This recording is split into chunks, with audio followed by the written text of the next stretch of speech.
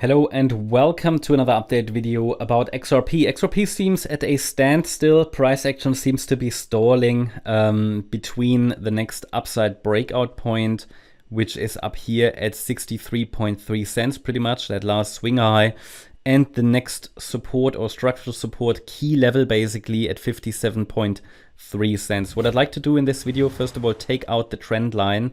We don't need that trend line anymore. It's not respected anymore, so there's no purpose really. Also, I just want to add visually the next upside breakout point, which is that 63.3 cent level here. This is just, well, we're basically just moving in a range, as you can see, right? And we want to talk about this. Before we do that, I just wanted to take the opportunity again, take a look at the bigger picture as we did already last week. But I don't want to do that in every video, but we did that only like a couple of videos ago. So it makes sense to take a look at the bigger picture, get everybody on the same page, also new viewers. And first of all, we want to zoom out. There are two wave counts we are tracking on the long-term chart. It is at this stage unclear which one is being followed, but as I mentioned in previous videos, it doesn't matter.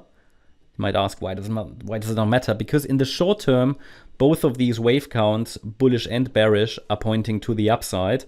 Of course, there are clear levels that now need to hold. I mean, it can't just break down, you know, and we can still be short-term bullish. But as long as certain levels are holding, the focus can be on higher. And that shouldn't be a surprise because we've been tracking this support area on the long-term chart as well. The price did react to it, but there is more upside momentum needed to really get more comfortable with the idea that we have started this move to the upside. Okay, what are the different wave counts? So let's first talk about the bullish perspective. Bullish perspective on this chart indicates that a third wave topped here in 2017, 2018, early 2018. And then this is a wave 4 triangle. So you can see a multi-year triangle. Essentially, this is going on for too many years. Okay, too many years. But after a rally that we've seen, significant rally into the 2018 highs, well, it takes a correction, but it is very long. It is very long. Some people suggest that's because of the court case. Well, I can tell you there are many other charts that look like that. Yeah, very similar, if not the same, and they don't have a court case pending or, whatever happened there. I'm not following the details there, but it is just what it is. It's a pattern. We're tracking a pattern. We're not really interested in the reasons. Most of the case, these reasons are just the attempt to find a reason, okay? And they're not really reasons. They're just, I don't know, they're just something to explain the chart. But again, there are other charts that look the same without a court case pending. So it is what it is. And the data is quite clear, in that respect. Well, anyway, the bullish count indicates that this could be a wave 4 triangle. Now, a triangle pattern is an ABCDE structure. A wave down, that was the low in March 2020. B wave up. This is the first problem this chart created. It could not break to new all-time highs in the last bull market. Any coin or chart that was not able to create new bull market highs in the last bull market, highly problematic, yeah. Then a C wave down, and this here could now be the D wave up, and then an E wave down. And so that means a higher low. We get another, so within that, we're basically in that D wave at the moment. Okay, we're going to zoom in a minute, but that's the idea. But there would ideally still need to be another higher low afterwards before we break out to the upside. Now the problem is there's a bearish count as well, which is still long-term bullish, but still quite bearish actually in the medium term, which means that a wave 1 topped here. And unfortunately, the unclear data from the beginning of this chart makes it not very clear which one it is. And therefore, we just have to see which direction we break out and just track the short-term patterns. But here in this count, we have completed an A wave, but the B wave is actually the triangle, the B wave itself, and we move down in wave C afterwards. A wave 2 can't be a triangle, but the B wave in the wave 2. A, B, C, D, E. In this case, another higher low and a lower high is required, and the price should fail to break out to the upside and then break down in the next bear market. In this case, we are now at the moment in this count in a C wave rally. So whether it's a D wave rally in the yellow count or the C wave rally in the white count, it doesn't matter. There you go. It doesn't matter which count it is. In both cases, we were watching a support area in a still unfolding triangle. between 37 and 52 cents. And yeah, I mean, again, it wasn't a great setup. I don't want to pretend that, you know, this was a very clear setup, but it was a support zone, a pivot where the price ideally would turn around to fill in this pattern. Of course, it's not a great setup without any 5-wave move up. There are no 5-wave movements on the XRP chart.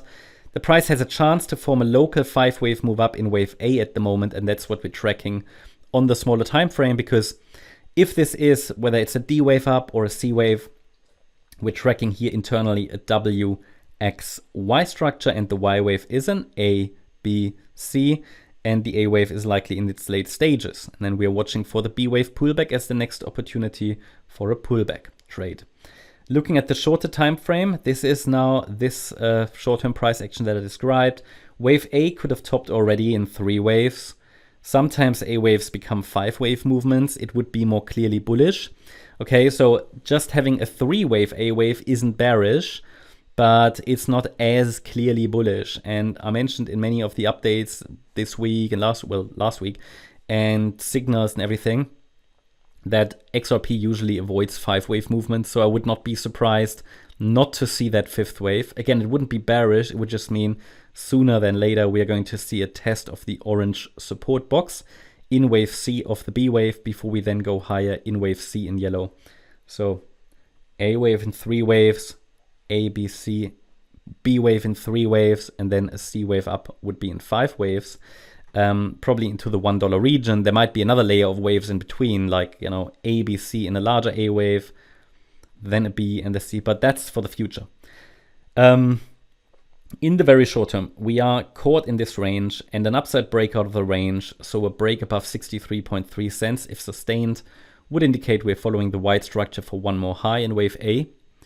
And if we get a pullback, break below 57.3 cents, it would suggest this is the B wave pullback. Again, both are bullish counts in the short term. The 5-wave move up would give us a clearer, a more clearly bullish perspective.